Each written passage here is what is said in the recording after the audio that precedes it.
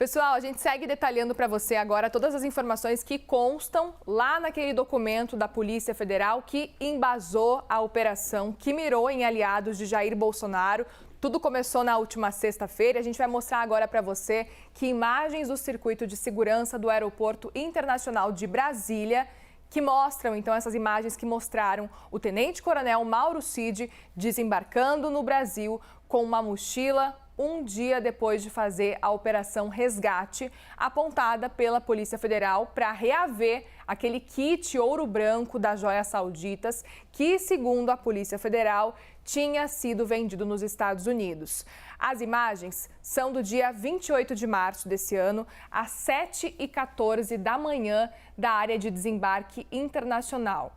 O circuito mostra, então, Mauro Cid na área de segurança. Depois, ele passa pelo scanner de segurança. Aí, Mauro Cid, então, nessa setinha vermelha, a gente consegue ver ele passando por esse scanner. Ele carrega a mochila e aí, por fim, já na área, ele carrega a mochila nesse momento e na área externa do aeroporto. A gente está vendo ele, então, na área externa do aeroporto. O trâmite todo durou 2 minutos. Para a PF, o militar Osmar Crivellati, o ajudante de ordens de Jair Bolsonaro, estava esperando Cid para receber o pacote de joias e aí depois devolver ao Tribunal de Contas da União, que, lembrando, determinou a inserção dos itens ao patrimônio público, porque são itens de patrimônio público do Estado.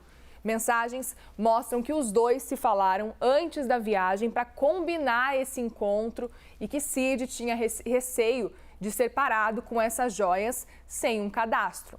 Às 5h50 da tarde do dia 27, o Cid enviou a Crivellati a seguinte mensagem: manda cópia do cadastro dos presentes.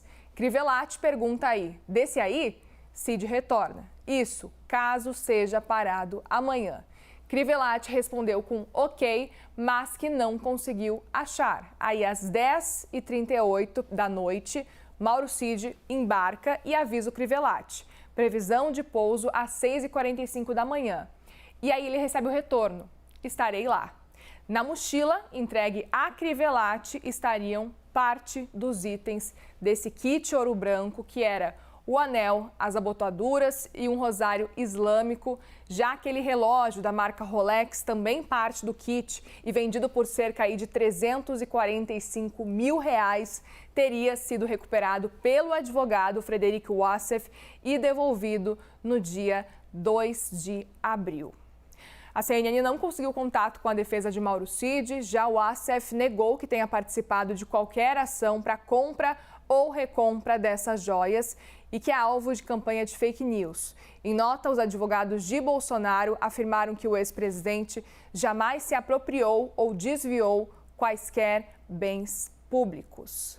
Volto a chamar agora para a gente seguir repercutindo esse assunto. Eu volto a chamar o nosso convidado, nosso analista convidado, o Cristiano Noronha, cientista político, vice-presidente da Arco Advice. Queria te ouvir sobre esse ponto agora. A gente está vendo muitos pontos que começam a incriminar aos poucos, principalmente Mauro Cid. Mauro Cid, que a gente precisa lembrar, inclusive, ele que está preso, segue preso, não por causa desse caso das joias, mas por denúncias envolvendo a questão do cartão de vacinação, inclusive do ex-presidente Bolsonaro, a falsificação, a fraude desses cartões de vacinação. E agora tem esse outro ponto envolvendo as joias. E a percepção que a gente tem, Cristiano, é que quanto mais cavoca, mais coisa sai. Parece que é uma pontinha de um iceberg e aos pouquinhos vão aparecendo novas provas, novas informações sobre esse caso e em todos os momentos, quando a gente fala desses presentes aí recebidos pelo ex-presidente, Mauro Cid, que é o ex-ajudante de ordens de Bolsonaro,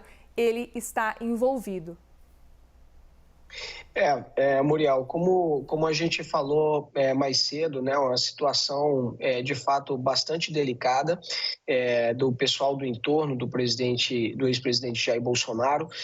São, enfim, documentos e uma série de imagens, produtos aí que a Polícia Federal conseguiu reunir nesse inquérito, que coloca a situação de Mauro Cid que é fica numa situação extremamente delicada, né? Já há, inclusive, no Congresso Nacional, algumas pessoas defendendo a criação de uma CPI, de uma comissão parlamentar de inquérito, para investigar toda essa situação. Seria mais uma forma de você acabar expondo mais o entorno do ex-presidente, inclusive o próprio ex-presidente, e aí desgastá-lo ainda mais. A gente já percebe um desgaste na imagem do presidente, inclusive nessas mobilizações de mídias sociais, onde o ex-presidente era muito forte, onde ele conseguia regimentar bastante seguidores, apoiadores, as lives dele sempre eram bastante visualizadas, né? Tinha uma audiência muito grande, inclusive o pessoal até compara hoje com as lives que são feitas pelo presidente Lula, que a audiência é bastante limitada, mas o fato é que a gente já começa a ver uma série de desgastes, quer dizer, desgaste político, desgaste nas mídias sociais, onde o presidente sempre foi forte, desgaste até político, veja que PP e republicanos estão aderindo ao governo, né? Lembrando que esses dois partidos apoiaram a coligação do ex-presidente Jair Bolsonaro também na estratégia de reeleição à presidência da República. Então, todo esse conjunto de coisas acaba deixando, de fato, gerando um grande desgaste político, eleitoral, de imagem e até na própria mobilização ou na rede de apoiadores que o ex-presidente Jair Bolsonaro tinha.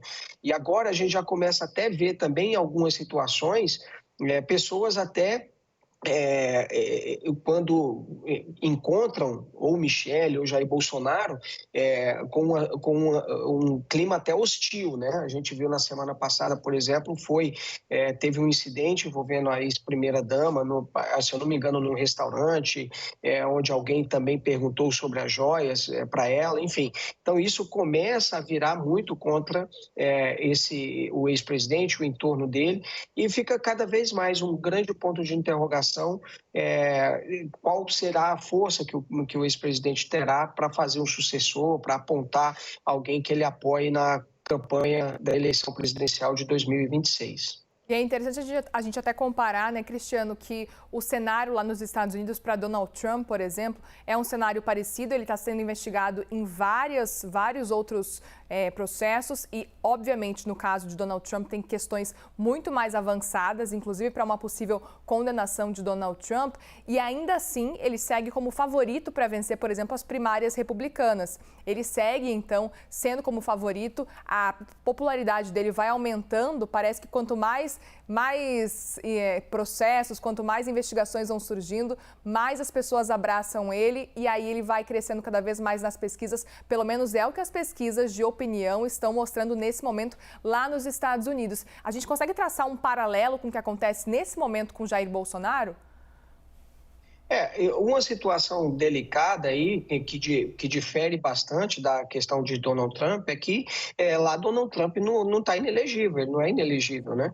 E aqui a primeira coisa que a gente tem é que o ex-presidente Jair Bolsonaro, ele está inelegível. Então, a situação do Trump é que ele pode concorrer à presidência da República e os votos serão dele.